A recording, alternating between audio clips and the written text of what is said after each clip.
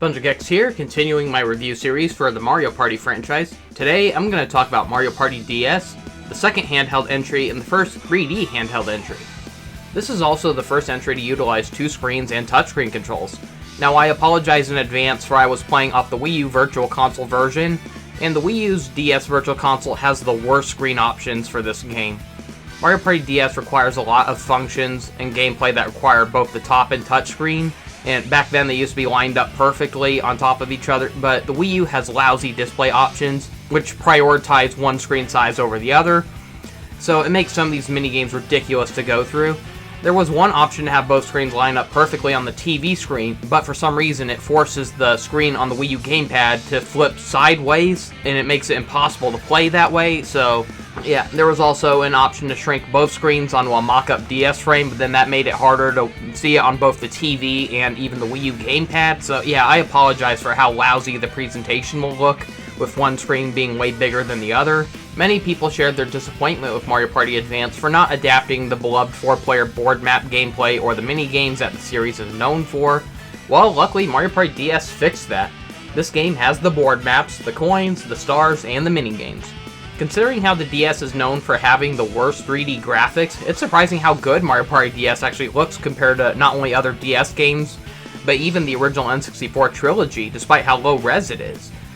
The audio quality is pretty bad though, but then again, so was every other DS game. The DS just had terrible speakers. So the music in this game is very ear-grating. It has the same composers as Mario Party 6 and 7, and this is the worst music I've ever heard from them. I said how Mario Party 7's music was bland, but at least it didn't hurt to listen to. The roster is almost the exact same as the one from Mario Party 4, with 8 characters altogether, but Donkey Kong is once again not playable, but Toad is still here. Not as big as the roster in Mario Party 5, 6, or 7, but still an improvement over the lousy 4-character roster from Mario Party Advance. This game once again has a story mode that frustratingly requires us to come in first place across all the board maps. Once again, it's such a terrible requirement for a single-player mode, and it expects us to do this with all 8 playable characters if we want to 100% complete it. Completing the game with a character earns us a character trophy. This sadly has the lowest amount of board maps out of the entire series. Most Mario Party games have about 6 or 7 board maps, this one has only 5. They're the smallest board maps in the series, but the size doesn't really bug me that much.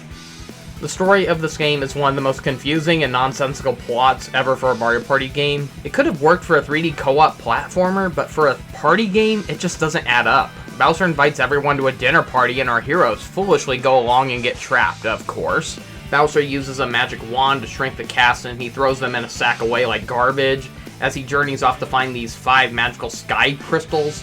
For who knows what for, and so our heroes decide they need a journey through this giant world to find Bowser, restore themselves back to their normal size while collecting the stones before Bowser does, and they decide to compete over doing it instead of working together.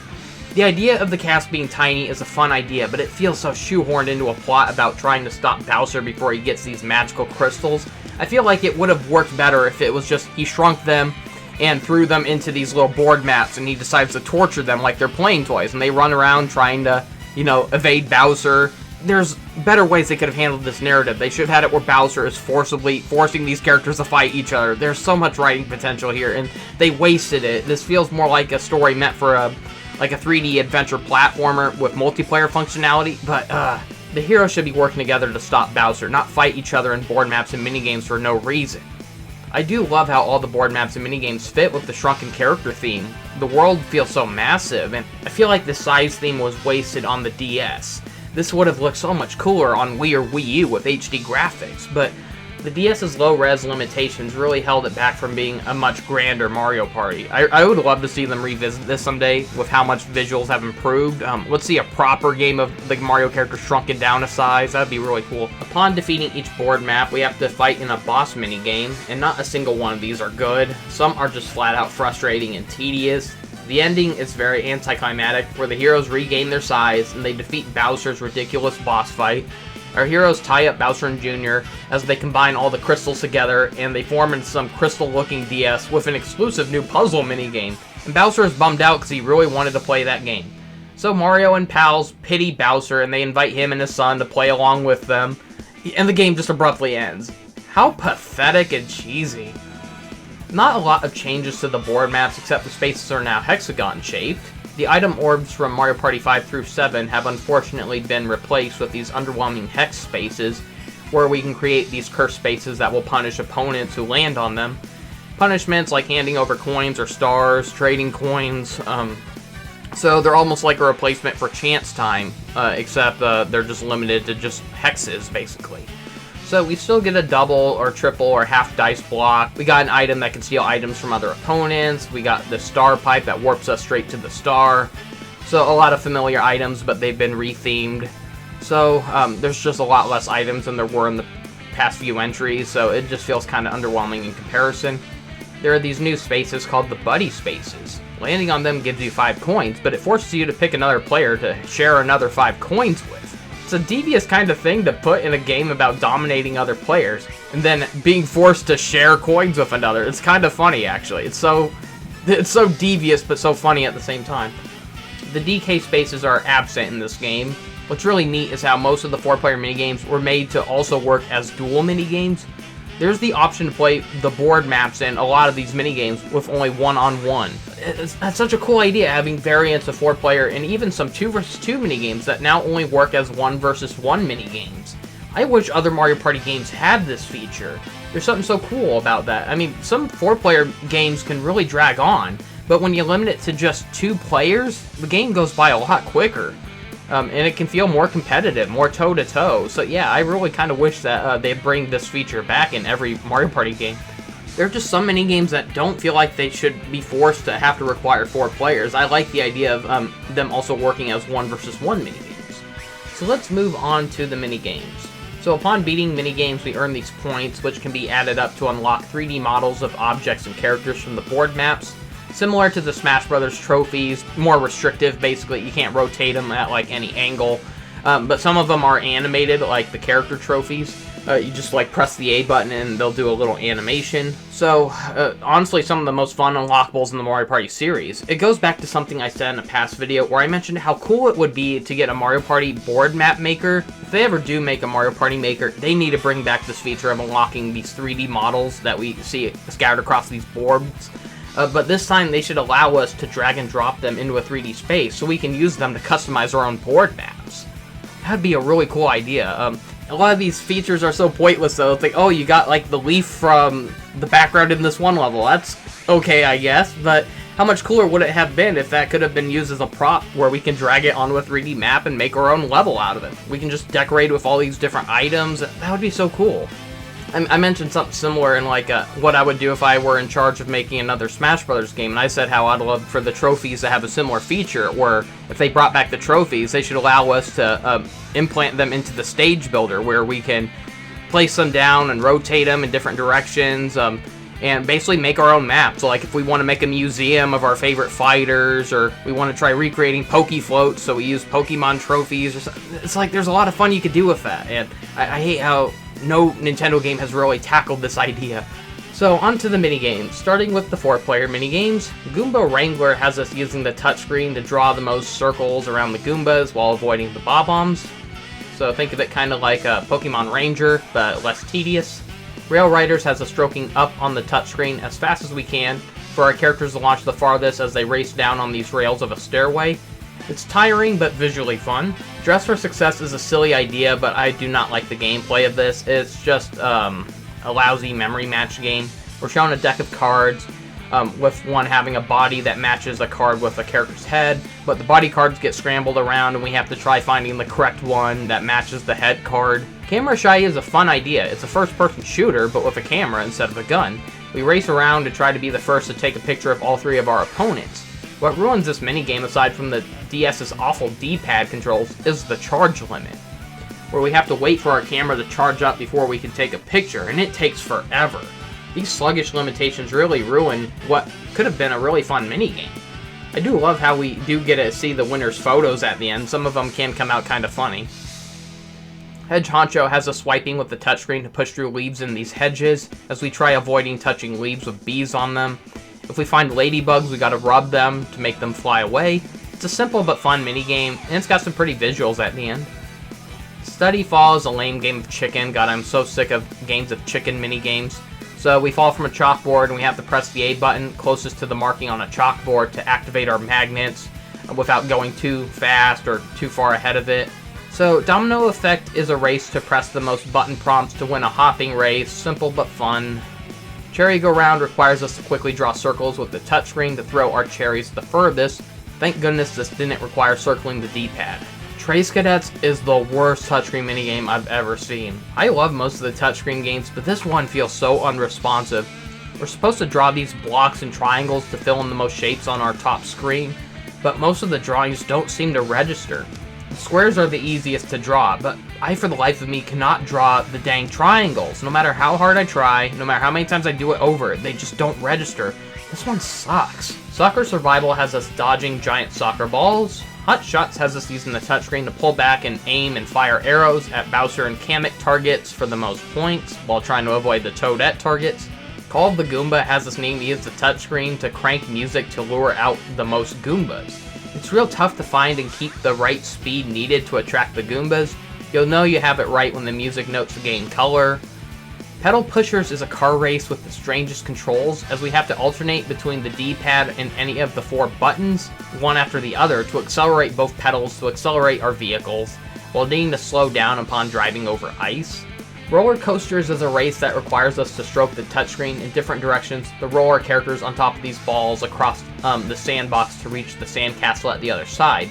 It plays very similarly to Pokemon Dash, but it's more forgiving, for it's only used for one short minigame instead of the entire game. Wompathon has each player running around to avoid getting crushed by falling womps. Get the Lead Out is a typical button masher to try making our mechanical pencils stick out the longest. Shortcut Circuit is a boring and frustrating one where we have to drag bridges with the touchscreen to guide our characters to collect the most coins, but the CPU can also use our bridges, stealing the coins that we laid out for ourselves, so it's really easy to slip up with this one. There were so many times where I tried grabbing it and somehow my stylus just kind of slid and so I missed, and it's just overall annoying.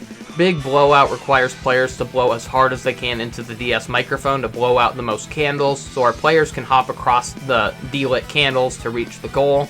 Still better than any of the mic minigames from Mario Party 6 or 7. Trash Landing is a real dumb mixture of dumb luck and timing, as we pick a rope, swing across it, and press the A button at the right time to try letting go and landing on an object below. Cheap Chance is another dumb luck minigame of picking a rope and hoping that our rope has a fish on the other end or we lose. Twist and Route is a fun combination of needing to wind our toy cars with the touchscreen, while using the D-pad to steer our cars and avoid obstacles to reach the goal. The juggling of winding up the car and steering is actually pretty fun. Crater Crawl has us mashing the A button and moving left or right to climb out of a volcano while avoiding the shots of lava. Boogie Beam has us using the touchscreen to change poses on our character depending on whether they have a spotlight on them or not. Parachute Gallery has us skydiving through shapes that match the shape shown on the top screen. This is really tricky, for the CPU are prone to bumping into you, which can make you miss your targets. Boo Tag is a fun game of tag where a player gets chased by these boos across a treasure chest. If tagged by a boo, the victim needs to tag someone else to pass the boo over.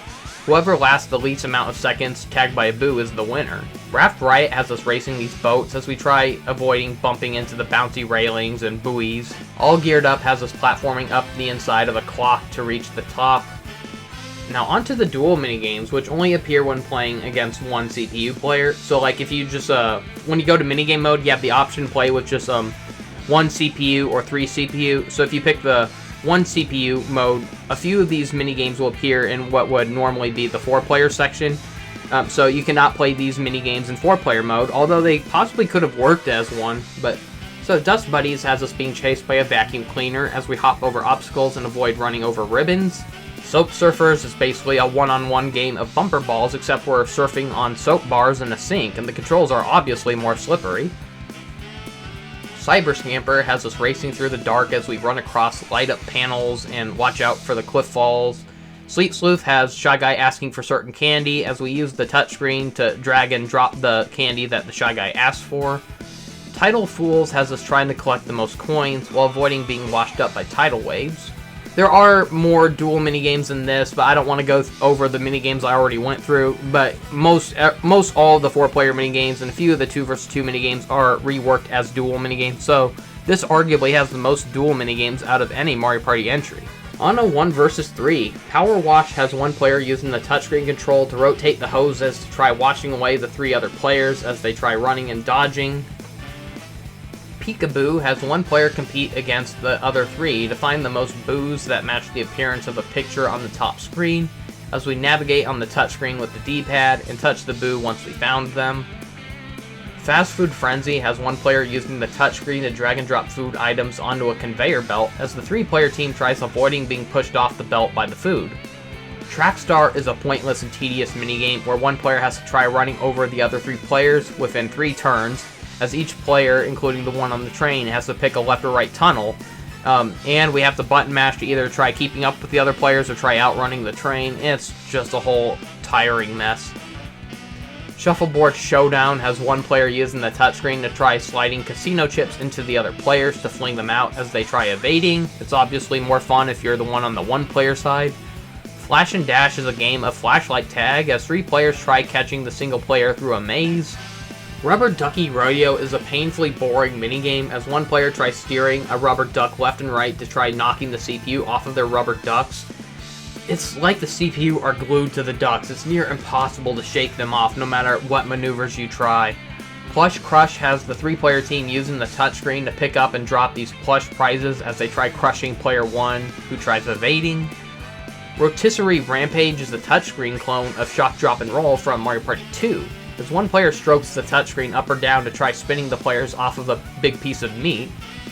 Nothing to Luge is a luge race as we press the L or R buttons to steer left or right through the wide turns. Penny Pinchers has one player running around to try collecting these falling coins while avoiding the pearls, as the players below try grabbing the coins with the touchscreen by touching them.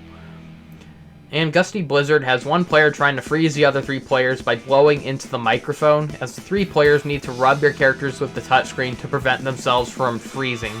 On a 2 versus 2, Soil Toil is a tricky yet fun challenge as each player is in charge of controlling one half of their vehicle as they rotate the touchscreen to accelerate their wheels. Double Vision is a fun yet tricky one where each player needs to work together to draw a certain Mario baddie, so they can only color in the parts that match their assigned colors. Not only is drawing on the 3DS or Wii U touchscreen slick and tricky, but we're also under a strict time limit, which forces us to rush it. Because, you know, when I draw, I like to take my time, but then I look at the clock and I go like, oh shoot, and I gotta speed up. So, whoever gets the most accurate lines wins. It reminds me a lot of Crazy Cutters, but with touchscreen controls, and yeah, I love this one. It's so frantic, but so fun. Memory Match is a boring 2 versus 2 memory match game. We've seen these done to death already so many times. Cube Crushers is a race for each teammate to punch through a maze of ice blocks, as they need to punch 2 separate switches at the same time to reach the next sets of rooms to reach the goal. Mole Thrill is an annoying race that requires each player to work together by pressing the A button to dig to escape from a giant Monty Mole. Pressing the A button at the same time as your partner allows for faster speed, but pressing A before the other player will either cause the player to dig higher or lower depending on their position, which can make digging to avoid bumping into rocks very tricky. This is not fun to play when you're paired with a CPU, that's all I can say. Sprinkler Scalers has us needing to press the same buttons as our partner to climb out of a sprinkler, as we press X to climb up, Y to rotate left, and A to rotate right, as we try avoiding bumping into nuts. Cucumber Jacks has us sliding the touchscreen left and right to cut up our cucumbers, and Hanger Management is a visually fun race as we race on these clothes hangers. Keeping perfectly in balance gives us a huge burst of speed, but we have to tilt left or right on the D-pad to avoid bumping into obstacles. Book It is a painfully slow race as we alternate between the 4 right side buttons to lift and rotate our partners to scale up a mountain of books. The CPU are way too slow, which ruins the flow of this minigame. Airbrushers is another painful 2 versus 2 minigame where we have to time the A button at the same time as our partner to flap our feather dusters to fly and collect coins. It's impossible for the CPU to match our movements, which just has us floundering through the air like idiots. Toppling Terror has both teams blowing as hard as they can into the microphone to try toppling a womp to crush the opposing team. Crazy Crosshairs is such a tricky shooting game where each player has to press the A button to stop an auto-moving X or Y axis movement. And the second player, as soon as they press the A button to stop their cursor, it automatically fires the gun as well. So the goal is to try to shoot the most spiders. The controls just feel so needlessly complicated. Shorty Scorers is a strange game of soccer where we can carry and jump with the ball as we try kicking it into our goals. We can even steal the ball by punching the other players, so basically it's the way that every kid wants to play soccer when they first try it out. On to the battle games. Cheap Chump has us swimming to avoid being swallowed up by Cheap Cheat. Star Catchers has us touching stars as they appear on the touchscreen. Whoever catches the most stars is the winner. Short Fuse is one of the dumbest minigames in this whole game. It's a dumb luck game of trying not to get bombed, similar to Bowser's Big Blast from Mario Party 2. The physics of this game make no sense, as we're supposed to blow into the microphone. Now you'd think blowing into the microphone would slow down the fuse. Instead, it speeds it up for some reason. What kind of reality is this? It's just a long, boring game of waiting for this misery to get over with. Globe Gunners was a minigame I used to like, but now I find it very boring. We run around a globe as we try shooting the opponents the most with like these little ink guns or something, so most often the CPU will fail to find or shoot anyone, making it feel too slow and boring. This would have worked better on a console with proper joystick controls. It's still a visually fun idea, just flawed in execution. Chips and Dips is another painfully slow and boring game of dumb luck as we pick a card and slowly watch each character rake in the chips based on the number off their cards. I wish they sped it up by allowing each player to collect their chips at the same time instead of slowly taking turns watching everyone slowly get their winnings. There's 3 rounds of this, so we gotta watch this stuff 3 times. You gotta watch people get their chips 12 different times. It's a slow, miserable mess. And on to the terrible boss minigames. Feed and Seed has us pressing the A button repeatedly to fly in the air as we try catching these seeds from a giant piranha plant. We try dropping them into the piranha plant's mouth as he inhales. It is so tricky to grab these seeds. The timing and movements are very tricky. It's easy to accidentally time things wrong and get hurt by the seeds because they'll explode on you if you don't grab them properly. And it's also easy to accidentally bump into another seed, which will cause the seed you're carrying to blow up. And, it is such a lengthy and exhausting minigame. I hate this one. And each boss minigame only gives us 5 HP, which makes these minigames more frustrating than they already are. We only have to hit the bosses like 3 times, except for in the final battle, but Hammer Chime is the least offensive boss minigame, but it could have been better. It's just a game of Simon as we mimic Hammer Bros' drum patterns with the touchscreen, as we try firing his music notes back at him to damage him. The problem I have is that the drums on our touchscreen are mirroring the Hammer Bros layout, and it kind of messes with your mind. It's especially harder when playing on the Wii U with how badly it lays out the screens. It was so much easier when you just had the top and bottom screen like on the original DS.